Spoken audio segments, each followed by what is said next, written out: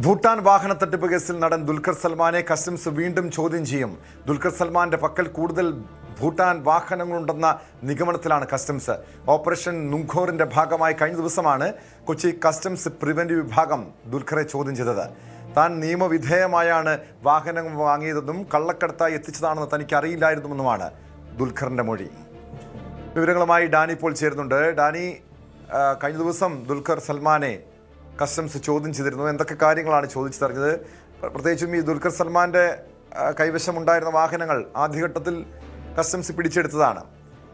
കൂടുതൽ വാഹനങ്ങൾ ഈ രീതിയിൽ നിയമവിരുദ്ധമായി ദുൽഖർ വാങ്ങിയിട്ടുണ്ടെന്നാണ് കസ്റ്റംസിന്റെ കണ്ടെത്തൽ.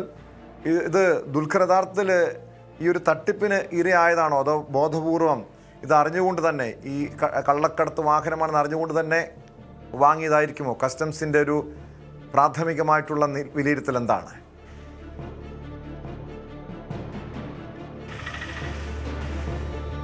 ടോം, ഇക്കാര്യത്തിൽ ഈ ഓപ്പറേഷൻ നുംഖോറിൻ്റെ ഭാഗമായിട്ടാണ് ഇപ്പോൾ ഈ ചോദ്യം ചെയ്യലുമെല്ലാം തന്നെ നടക്കുന്നത്. ഓപ്പറേഷൻ നുംഖോറിൽ ഏതാണ്ട് 50ഓളം വാഹനങ്ങൾ രാജ്യത്തൊട്ടാകെ ഈ രീതിയിൽ കണ്ടെത്തിയിട്ടുണ്ട്. ഇതിൽ ദുൽഖറെ ചോദ്യം ചെയ്യുമ്പോൾ കസ്റ്റംസ് ദുൽഖറിൽ നിന്ന് പിടിച്ചെടുത്ത 4 വാഹനങ്ങളാണ്. ഈ 4 വാഹനങ്ങളുടെയും ഉടമസ്ഥാവകാശം എങ്ങനെ കൈവന്നു, ഇതെങ്ങനെയാണ് കൈകളിലേക്ക് എത്തിയത് എന്നതടക്കമുള്ള കാര്യങ്ങളാണ് ദുൽഖറിൽ നിന്ന് ചോദിച്ചറിഞ്ഞത്. ദുൽഖർ ഇതിനെ പറയുന്ന മറുപടി, ഇതിൽ താൻ നിയമവിരുദ്ധമായി ഒന്നും തന്നെ ചെയ്തിട്ടില്ല, നിയമവിധേയമായ കാര്യങ്ങൾ മാത്രമാണ് ഈ വാഹനം വാങ്ങുന്നതുമായി ബന്ധപ്പെട്ടുകൊണ്ട് നടത്തിയിട്ടുള്ളൂ, പണമിടപാടും എല്ലാം തന്നെയും ബാങ്ക് വഴിയുള്ള കാര്യങ്ങൾ മാത്രമാണ് നടത്തിയിട്ടുള്ളത്. തന്നോട് ഇവർ പറഞ്ഞത് ഇത് ഇവിടെയുള്ള നിയമവിധേയമായ എല്ലാ ആധികാരിക രേഖകളുമുള്ള വാഹനങ്ങളാണ് എന്നതാണ് പറഞ്ഞത്. ഇതിന് ഇങ്ങനെയൊരു പശ്ചാത്തലമുണ്ടെന്ന്, ഈ വാഹനങ്ങൾ ഇതുവഴി ഈ ഭൂട്ടാൻ വഴിയെല്ലാം തന്നെ കടത്തിക്കൊണ്ടുവന്ന ഈ രീതിയിലുള്ളൊരു കള്ളക്കടത്ത് വസ്തു എന്ന രീതിയിൽ തന്നെ കൈകാര്യം ചെയ്ത് ഇവിടെ നിയമവിരുദ്ധമായി വിൽപ്പന നടത്തുകയായിരുന്നു എന്ന കാര്യം തനിക്കറിയില്ലായിരുന്നു. അങ്ങനെ ഇവരുമായിട്ട് ആ രീതിയിലുള്ള ബന്ധവും തനിക്കില്ല. മറ്റു പലർക്കും തന്നെ ഇവർ വാഹനങ്ങൾ വിറ്റതായും എല്ലാം തന്നെ അറിവുണ്ട്. അപ്പോൾ ആ രീതിയിലാണ് തൻ്റെ അടുത്തേക്കും വന്നത്. അങ്ങനെയാണ് ഈ വാഹനങ്ങൾ കൈവശപ്പെടുത്തിയതുമെന്നാണ് പറയുന്നത്. മറിച്ച് ഇവരുടെ ഈ വാഹനക്കടത്തിലോ അല്ലെങ്കിൽ അതിനെ പ്രോത്സാഹിപ്പിക്കുന്ന രീതിയിലോ ഒന്നും തന്നെയും തൻ്റെ ഭാഗത്തുനിന്ന് ഉണ്ടായിട്ടില്ല. തനിക്കിത് അറിയില്ലാത്ത കാര്യമായിരുന്നു എന്നാണ് ദുൽഖർ കസ്റ്റംസിനോട് പറഞ്ഞിരിക്കുന്നത്. എന്തായാലും ഇതിൽ കസ്റ്റംസ് ഈ മൊഴികളടക്കമുള്ള കാര്യങ്ങൾ പരിശോധിക്കുന്നുണ്ട്. അതുമാത്രവുമല്ല, ഈ 7ഓളം പേരെയാണ് ഇതുവരെ ഇതുമായി ബന്ധപ്പെട്ടുകൊണ്ട് കസ്റ്റംസ് അറസ്റ്റ് ചെയ്തിട്ടുള്ളത്. അപ്പോൾ അവരിൽ നിന്ന് ലഭിച്ച വിവരങ്ങളുടെ എല്ലാം അടിസ്ഥാനത്തിൽ കൂടുതൽ വാഹനങ്ങൾ ദുൽഖർ വാങ്ങിയിട്ടുണ്ട് എന്ന രീതിയിലാണ് കസ്റ്റംസിന് വിവരം ലഭിച്ചിരിക്കുന്നത്. അപ്പോൾ അതിൽ ഒന്നുകൂടി വിശദീകരണം തേടേണ്ടി വരും. ഈ വാഹനങ്ങൾ ഇപ്പോൾ കൈവശമുള്ള വാഹനങ്ങൾ മാത്രമാണോ, അതോ ദുൽഖർ വാങ്ങിയിട്ട് പിന്നീട് അത് വേറെ ഏതെങ്കിലും രീതിയിലേക്ക് മാറ്റിയിട്ടുണ്ടോ അല്ലെങ്കിൽ ആർക്കെങ്കിലും കൊടുത്തിട്ടുണ്ടോ എന്നതടക്കമുള്ള കാര്യങ്ങൾ പരിശോധിക്കുന്നുണ്ട്. കാരണം ഈ പഴയ വാഹനങ്ങളോടുള്ള ഒരു ഭ്രമം എന്ന് പറയുന്നത് വലിയ രീതിയിൽ ഉള്ള ആളുകൾ ഉണ്ട്. അത് സാമ്പത്തികമായ ഉന്നതിയിലുള്ളവരെല്ലാം തന്നെ ഇത്തരം വാഹനങ്ങൾ പരസ്പരം കൈമാറുകയോ അല്ലെങ്കിൽ വിൽപ്പന നടത്തുകയെല്ലാം തന്നെ അവരൊരു പാഷൻ എന്നുള്ള രീതിയിലെല്ലാം കൊണ്ടു നടക്കുന്ന കാര്യങ്ങളാണ്. അപ്പോൾ തൻ്റെ കൈവശമില്ലാത്തത് മറ്റൊരാൾ വരുമ്പോൾ അങ്ങനെ കൈമാറ്റം ചെയ്യപ്പെടുന്നതെല്ലാം തന്നെ ഇതിലുണ്ടാകാറുണ്ട്. ഈ രീതിയിൽ മാറ്റം ചെയ്യപ്പെട്ടിട്ടുണ്ടോ എന്നതടക്കമുള്ള കാര്യങ്ങൾ കസ്റ്റംസ് പരിശോധിക്കുകയാണ്.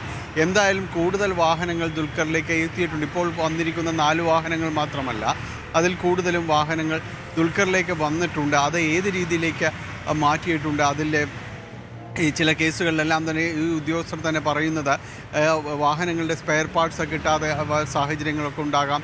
അപ്പോൾ ഈ തീർത്തും മോശമായ കണ്ടീഷനുള്ള വാഹനങ്ങൾ നന്നാക്കിയെടുക്കുന്നതിന് ഈ രീതിയിൽ സ്പെയർ പാർട്സിന് വേണ്ടി ചില വാഹനങ്ങൾ കൈവശപ്പെടുത്തുന്ന രീതികളെല്ലാം ഉണ്ട്. അപ്പോൾ അതെല്ലാം ചെയ്തു കൊടുക്കുന്ന ഏജൻസികളും കാര്യങ്ങളും എല്ലാം തന്നെയുണ്ട്.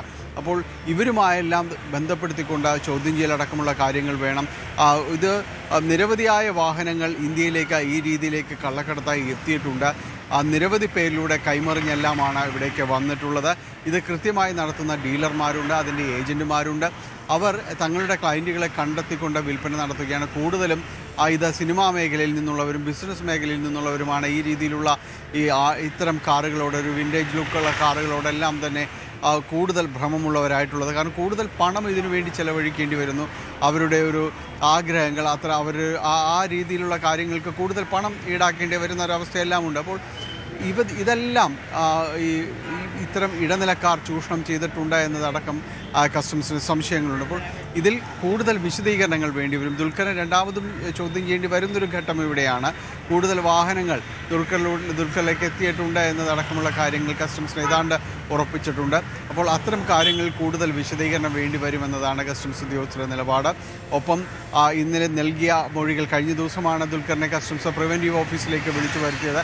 കമ്മീഷണറുടെ നേതൃത്വത്തിൽ തന്നെയായിരുന്നു ചോദ്യം ചെയ്യൽ നടന്നത്. വൈകിട്ട് 5:30 എത്തിയ ദുൽഖർ ഏതാണ്ട് 1 മണിക്കൂറിലധികം സമയമാണ് ചോദ്യം ചെയ്യലിനായിട്ട് ഇവിടെ ഉണ്ടായിരുന്നത്. അപ്പോൾ ഇതിനുശേഷം ലഭിച്ച മൊഴികൾ, അതോടൊപ്പം നേരത്തെ ദുൽഖറിൻ്റെ വാഹനവുമായി ബന്ധപ്പെട്ടുകൊണ്ട് കസ്റ്റംസ് അന്വേഷിച്ച് കണ്ടെത്തിയ കാര്യങ്ങൾ, ഇതെല്ലാം തന്നെ പരിശോധിക്കുന്നുണ്ട്. നേരത്തെ 4 വാഹനങ്ങൾ പിടിച്ചെടുത്തപ്പോൾ അത് വിട്ടുകിട്ടാൻ വേണ്ടി ഹൈക്കോടതിയിൽ വരെ എത്തിയ ആളാണ് ദുൽഖർ.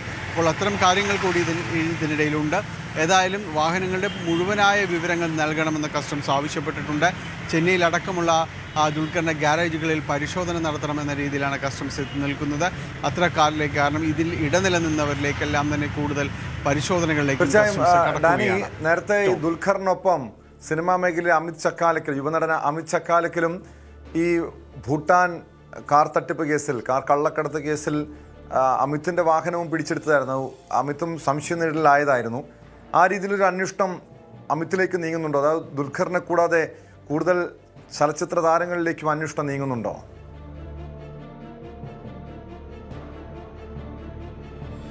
ടോം, ഇക്കാര്യത്തിൽ ഈ 50ഓളം വാഹനങ്ങൾ നേരത്തെ പറഞ്ഞതാണ് പിടിച്ചെടുത്തു എന്ന് പറഞ്ഞു. ഈ വാഹനങ്ങൾ കൈവശപ്പെടുത്തിയ എല്ലാ ഉടമകളിലേക്കും ഇത് അന്വേഷണം എത്തുന്നുണ്ട്. കാരണം ഇവർ ഏത് രീതിയിലാണ് ഈ വാഹനങ്ങൾ കൈവശപ്പെടുത്തിയത് എന്നതടക്കമുള്ള കാര്യങ്ങൾ വിശദീകരണം വേണ്ടിവരും. അമിത് ചക്കാലക്കൽ നേരത്തെയും കസ്റ്റംസിന് മുൻപാകെ പലതവണ ഹാജരാകുകയും തൻ്റെ പക്കലുള്ള വാഹനങ്ങളുടെ വിശദാംശങ്ങൾ കസ്റ്റംസിന് സമർപ്പിക്കുകയും താൻ ചില വാഹനങ്ങൾ മോഡിഫൈ ചെയ്ത് കൊടുക്കുന്നതിൽ അതിൽ പലരുടെയും വാഹനങ്ങൾ, അത് തൻ്റെ ഒരു ഇഷ്ടം, നേരത്തെ പറഞ്ഞതുപോലെ ചിലരുടെ പാഷൻ, അതിൻ്റെ ഭാഗമായിട്ട് തൻ്റെയും ഇഷ്ടം ഇത്തരം മോഡിഫിക്കേഷൻ കാര്യങ്ങളിലായിരുന്നു. അതിനുള്ള ഗ്യാരേജുകളുണ്ട്. അപ്പോൾ അവർക്ക് ചില വാഹനങ്ങൾ കൈമാറിയിട്ടുണ്ട്. അതിൻ്റെ വിശദാംശങ്ങളും എല്ലാം തന്നെ അമിത് ചക്കാലക്കൽ നേരത്തെ തന്നെ കസ്റ്റംസിൽ സമർപ്പിക്കുകയും അവരുടെ പലതവണ അവർ വിളിച്ചു വരുത്തി ഇതിൻ്റെ വിശദാംശങ്ങൾ ശേഖരിച്ചിട്ടുള്ളതുമാണ്. ഏതായാലും ഇക്കാര്യത്തിൽ ദുൽഖറിലേക്ക് കടന്നിട്ടുള്ളത് ഇപ്പോഴാണ്. ഇനിയിപ്പോൾ മൊഴികളുടെ അടിസ്ഥാനത്തിൽ ഏതെങ്കിലും വാഹനം അമിത് ചക്കാലക്കൽ വഴി ഗ്യാരേജിൽ എത്തിയിട്ടുണ്ടോ എന്നതടക്കമുള്ള കാര്യങ്ങൾ പരിശോധിക്കുകയും വേണ്ടി വന്നാൽ വിളിച്ചു വരുത്തുകയും എല്ലാം തന്നെ ചെയ്യും. ഏതായാലും ഈ 50 വാഹനങ്ങളുടെയും ഉടമകളെ സംബന്ധിച്ചും അവർ എങ്ങനെയാണ് ഇവർക്ക് ഈ വാഹനങ്ങൾ അവരുടെ കൈവശത്ത് അവരിലേക്ക് എത്തിയത് എന്നത് സംബന്ധിയായ കാര്യങ്ങളിലും ചോദ്യം ചെയ്യലുകളുണ്ടാകും. ദുൽഖർ സൽമാനെയും ഈ കാര്യത്തിൽ വിശദീകരണം തൃപ്തികരമല്ല എങ്കിൽ, കൂടുതൽ കാര്യങ്ങൾ അറിയേണ്ടതെങ്കിൽ വീണ്ടും വിളിച്ചു വരുത്താൻ തന്നെയാണ് കസ്റ്റംസിൻ്റെ തീരുമാനം. യെസ്, വ്യക്തമാണ്. ഡാനി പോളാണ് വിവരങ്ങൾ നൽകിയത്. കൂടുതൽ വാർത്തകൾക്ക് News 18 Keralam YouTube channel subscribe ചെയ്യുക.